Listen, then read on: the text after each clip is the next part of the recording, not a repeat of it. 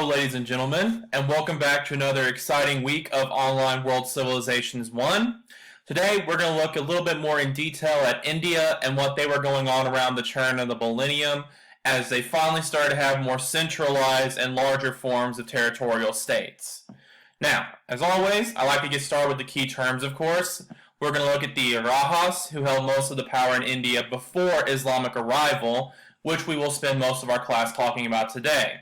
Speaking of which, we'll look at an empire called the Ghaznavid Empire, we'll look at the Delhi Sultanate, we'll look at a construction called Qutb Minar, if I'm pronouncing that correctly, and we will look a little bit more at the jizya tax once again. But in the meantime, I also do, of course, want to make sure you're aware of your important upcoming dates. You do have your second writing assignment coming up on November the 20th at 5 p.m. The prompt and the rubric for this are already located in Blackboard, as always. If you have any trouble finding those or understanding it, please let me know as soon as possible. Your next content quiz will be coming up the following week, as well as your final essay outline. The final essay outline details, of course, can be found in the final essay prompt, which is in the final essay folder, again, located on Blackboard. Again, as always, if you have any questions about any of this, please do let me know as soon as possible. I'm always available through email, pretty much, and you, of course, are free to join my office hours at any time. But anyway, now that we got the preliminary stuff out of the way, let's go ahead and get into the main part of the course. Now, one thing I would like you to do, because I haven't heard from most of you about your final essay since we met in my office hours, I want you to take a few minutes to sort of brainstorm and organize your final essay plans. Now, since you already have other stuff going on, I'm not really going to require you to do this, but for those of you who are invested enough and want to get my feedback and get a good grade, I want you to share these details with me at some point if you're available or if you're able to and want my feedback. I'd like to know what your current thesis statement is at this point. I'd like to know what your main theme of your essay and your topics are going to be. I want to know what your overall argument is about how this topic has affected world history, what research you've done so far, and any help you might need from me. So again, like I said, I'm not going to require this, so I don't expect that many people to participate necessarily. But if you would like my help with this, please feel free to join my office hours or send me an email with all this information. Like I said, I know we all have other stuff going on right now, but I would like to hear from a few of you about your final essay to make sure you're still on the right track. But in the meantime, like I said, let's go ahead and jump right into the thick of things. One thing you need to be aware of as we continue this portion of the class is that many historians consider India to be something called a cultural nexus at this point. So, starting off, based on this map you can see right here, which is India around, again, the turn of the millennium, how would you describe India's place in the world? What's going on with them? For our first awkward pause of the day.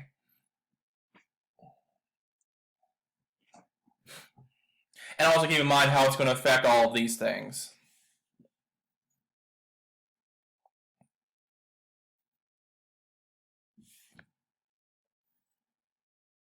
Very good. Viewers listening at home, hopefully. India, as you can see, has a very central place, actually, in world history and in global trade networks especially. India has trade routes that go from China into Persia and Arabia down into Africa, and they at all one point or another essentially pass through India. As you might imagine, this has affected India throughout world history in a variety of ways. For one, as we're going to talk about over the next couple of weeks, India does have a very diverse demographic setting. Obviously, many indigenous Indians live there, of course, but they're going to get many individuals from Arabia, Chinese people will pass through, and they'll get people coming in from Africa. So a very diverse group of people live in India at this point, which, of course, as we'll talk quite a bit about today, gives them a diverse culture. As we've already talked about, 2 religions got their start in India at the very least, and other religions are also going to start passing through India along all these trade networks. Which again, if you have a very diverse religion, their economy is also going to be very prosperous, which, as I mentioned down here, is not something we typically give India credit for. We typically don't give India much credit for being very influential in world history, but as you can see from this map here, they clearly would have been influential by having all these trading routes and all these various groups of people traveling through constantly. So, India is, as you might guess, not going to be necessarily the best or easiest place to live, though, because of this. Because while it might lead to some tolerance, as we're going to see, it can also lead to some conflicts, as all these people may not want to get along if they're crammed in the same place. That gets us a little bit later into world history than we might get to in this course, but do keep that in mind as we continue. But in the meantime, to give you a little bit of context of what India was like before Turkish arrival, India, as it is now, was a hugely populous place. At the time, at 1000 CE, it's estimated that they had an 80 million population. This was second only to the population of China, which was about 120 million. So still, even at this point, with a much smaller population, and in the whole world, India has a huge share of the global population. At this point, the Rajas were the ones who controlled most of India. However, like India has been throughout much of the history we've discussed, there was no real centralized government at this point. Various chiefs would just control local portions of India and just have their own local spheres of influence instead of ruling over the whole place. Now, this is something we've discussed a few times, so I want to bring it up again. Is this a good setup of this region of the world to have? For example, is it better to have these decentralized kingdoms than to have a big kingdom like the Roman Empire?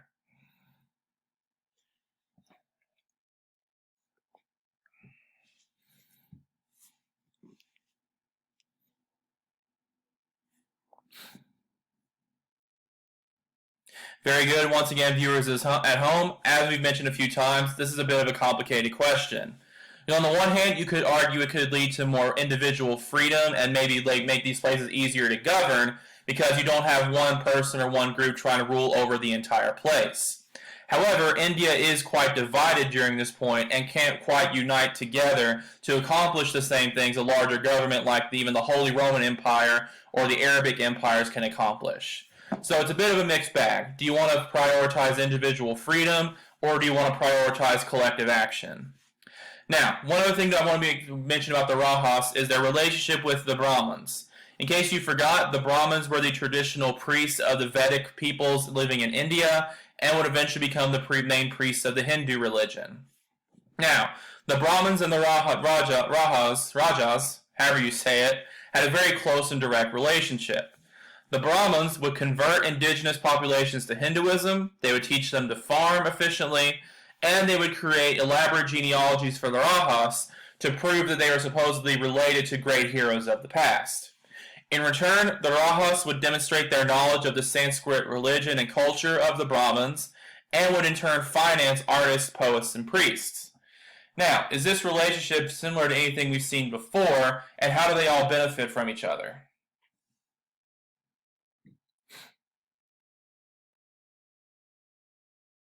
Very good. Once again, viewers at home, it's essentially a symbiotic relationship. Very similarly, for example, to how the Islamic government treated their priests, or how Christian knights and Christian leaders treated monks living in their territory. From the priests or the monks or whoever it is, you get some sort of justification for your rule and some help in getting the people united behind you by learning common religions. The priests, on the other hand, essentially get financing and protection. So they're basically given the money and the freedom they need to pursue their studies, pursue whatever it is they're trying to accomplish. So again, symbiotic relationship that we've seen in many cultures throughout history. It's not unique to Christendom, it's not unique to Islam. The Indians were doing the exact same thing at this point. Now, to get more into the main meat of the lesson for today, let's talk about when the Turks actually did arrive. The first Turks and Arabic government to get into India was the Ghaznavid Empire between about 997 and 1186 CE. This empire in India was founded by Mahmud of Ghazna, if I'm saying that right, who ruled from about 998 to that's a typo, and he launched invasions from Afghanistan into northern India. Interestingly, he also established his capital city of Ghazni and made it a center of Islamic learning. Now, why would he want to do that?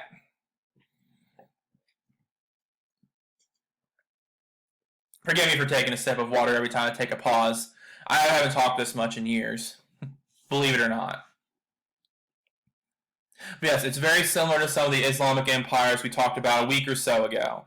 Essentially, if you can get these people educated into Islam, it'll get this new local population on your side. Because remember, people in this portion of the world had never practiced Islam before. So if you want to get people on your side and to respect your Islamic government, it can be very helpful to educate them in your religion and hopefully convert them to it. Very common practice of multiple religious governments, and this won't be the last example we'll see. Muhammad Ghuri was also influential in this period and led a series of invasions across northern India throughout the 1180s, and was the one ultimately responsible for the last Raja kingdom falling in India. A couple of characteristics of this empire. They constructed mosques and libraries, but also introduced Muslim customs. However, they did allow the continuation of local Hindu customs.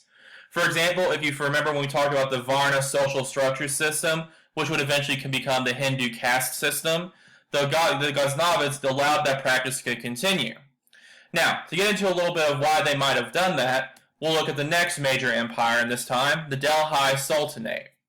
The Delhi Sultanate is credited as being the longest and most powerful Islamic state in modern-day India, ruling from about 1206 to 1526. A couple of examples of the cultural mixing you could see in this empire was when they would recruit local artisans for their mosques and their palaces. So as you can see a little bit here, if you know anything about architecture, which I don't, just to be clear, it would result in a mix of Central Asian and Indian styles.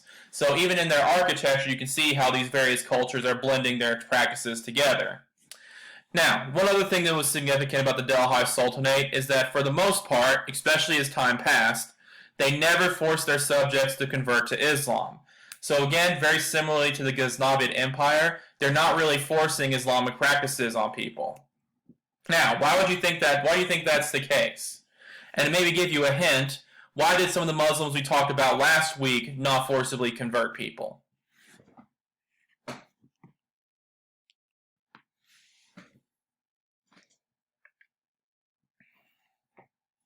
Very good again, those of you who were paying attention last week. Remember, many of these Muslim empires, these Arabic Muslim empires especially, that were going into new regions and setting up new empires, were still the minority. So even though many Muslims are, of course, traveling throughout India, they're still the minority in comparison to the people who have been there for generations or centuries. So like I've said before, when you're a minority group trying to rule over a majority, you typically don't have the power to try to force your customs on them or wipe out their religion. If you do that, it might cause them to rise up against you, and that probably won't end very well for you. For example, their religious tolerance and their religious freedom extended to the point where they even allowed Persian Zoroastrian traders, which if you remember, Zoroastrianism was the main religion of Persia, to control the sea trade along the coast of Mumbai. So even though, as we mentioned, this whole sea trade and this trading going throughout India is extremely profitable, the Delhi Sultanate really had no choice but to allow these Persians to effectively control that trade. So not only can they not force their religion upon people, they can't really control the economy by themselves. So again, very religiously tolerant society, you could argue, but somewhat because of necessity. Now, to give you another example of the cultural unification in India, I'd like you to pause this for a second and watch this video here on the construction of the Qutb Minar, which is still one of the great wonders of the ancient world located in India. What I want you to do is ask yourself this very simple question as you go through this video.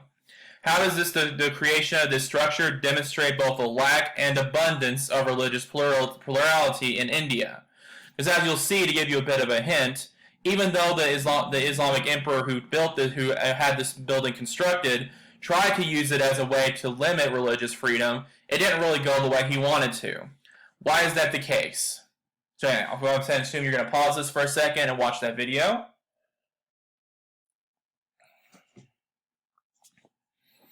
Alright, let's assume you went ahead and did that. Let's go ahead and start wrapping things up with religious diversity in India. A few more general examples of how India was diverse during this time. Language was an example. The sultans who brought their Turkish languages with them still spoke Turkish, but they respected the Persian language and actually made it the language of their court and in most Indian literature at the time. The Hindu subjects still spoke Sanskrit and other local languages, so the Islamic languages were not forced upon them either. Administration. They also did collect the jizya tax still, which if you remember is like some of the other Islamic empires did, where they would tax individuals who did not convert to Islam. But Like I said, they would still allow the practice of local religions and did not abolish the Varna system. Hinduism and Buddhism also became mixed during this time due to all the trafficking in the area. Hinduism absorbed Buddhist concepts like ahisma, their policy of nonviolence, and vegetarianism. Deity mixing also occurred on a regular basis. The Buddha continued to be considered an avatar of Vishnu, and Hindu and Buddhist figures were commonly depicted together in local art, literature, and Indian folk tales. So again, Hinduism and Buddhism essentially became very, very similar during this time. Now, to wrap things up again, what I'd like you to think about is, again, the historical context of Islam.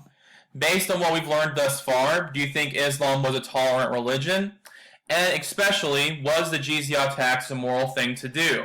Was this an extension of religious freedom? Those are a couple of things I'd just like you to consider as we move on to future assignments, and also consider, just for a bit of modern context, how do we handle religious institutions and taxation today? And is that a good system? Because again, that's also been something hotly debated about how we should tax religious institutions or whether we should tax them at all. But again, keep that in mind. Especially that last one is largely up for you to decide.